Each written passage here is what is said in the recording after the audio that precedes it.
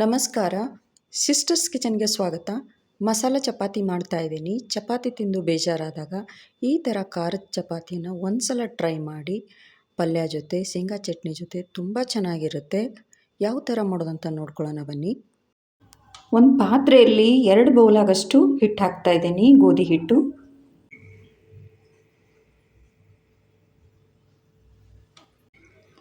ಒಂದು ಸ್ಪೂನ್ ಆಗಷ್ಟು ಬಿಳಿ ಎಳ್ಳು, 1 ಸ್ಪೂನ್ ಆಗಷ್ಟು ರೆಡ್ ಚಿಲ್ಲಿ ಪೌಡ್ರ್ ಹಾಕ್ತಾಯಿದ್ದೀನಿ. ನಿಮ್ಮ ಖಾರ ಎಷ್ಟು ಬೇಕಷ್ಟು ನೋಡಿ ಹಾಕ್ಕೊಳ್ಳಿ. ಅರ್ಧ ಸ್ಪೂನ್ ಆಗಷ್ಟು ಧನಿಯಾ ಪೌಡ್ರು, 1/4 ಟೀ ಸ್ಪೂನ್ ಆಗಷ್ಟು ಅರಿಶಿನ, 1 ಸ್ಪೂನ್ ಆಗಷ್ಟು ಜೀರಿಗೆ ಹಾಕ್ತಾಯಿದ್ದೀನಿ. ರುಚಿಗೆ ತಕ್ಕಷ್ಟು ಉಪ್ಪು, ಸ್ವಲ್ಪ ಕೊತ್ತಂಬರಿ ಸೊಪ್ಪು, 1 ಸ್ಪೂನ್ ಆಗಷ್ಟು ಎಣ್ಣೆ ಹಾಕ್ತಾಯಿದ್ದೀನಿ. ಚೆನ್ನಾಗಿ ಗಟ್ಟಿಯಾಗಿ ಕಲಿಸ್ಕೊತಾ ಇದ್ದೀನಿ. ಸ್ವಲ್ಪ ನೀರು ಹಾಕಿ ಗಟ್ಟಿಯಾಗಿ ಕಲಿಸ್ಕೊತಾ ಇದ್ದೀನಿ.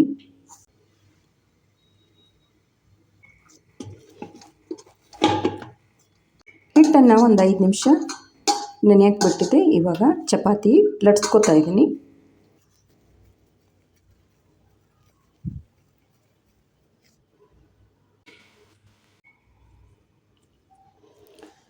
ಒಣ ಹಿಟ್ಟಲ್ಲಿ ಹತ್ತಾ ಇದ್ದೀನಿ. ಚಪಾತಿಯನ್ನು ಲಟ್ಟಿಸ್ತಾ ಇದ್ದೀನಿ ನೋಡಿ.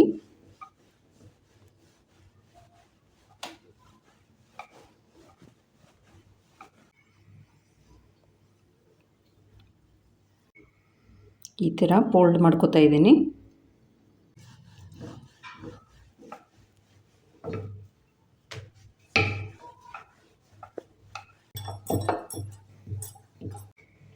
ಹಂಚು ಕೂಡ ಬಿಸಿಯಾಗಿದೆ, ಹಾಕ್ತಾ ಇದ್ದೀನಿ ಇವಾಗ.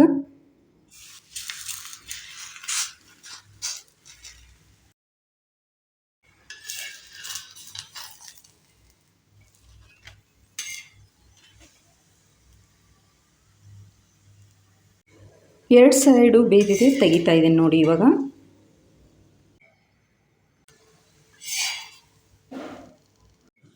ಖಾರದ ಚಪಾತಿ ಮಾಡಿದ್ದೀನಿ, ರೆಡಿಯಾಗಿದೆ ನೋಡಿ. ದಿನ ಚಪಾತಿ ತಿಂದು ತಿಂದು ಬೇಜಾರಾದಾಗ ಈ ಥರ ಮಾಡ್ಕೊಳ್ಳಿ.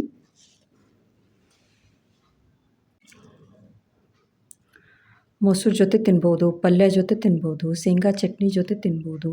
ಈ ವಿಡಿಯೋ ಇಷ್ಟ ಆದರೆ ಲೈಕ್, ಶೇರ್, ಸಬ್ಸ್ಕ್ರೈಬ್ ಮಾಡಿ. Thank you.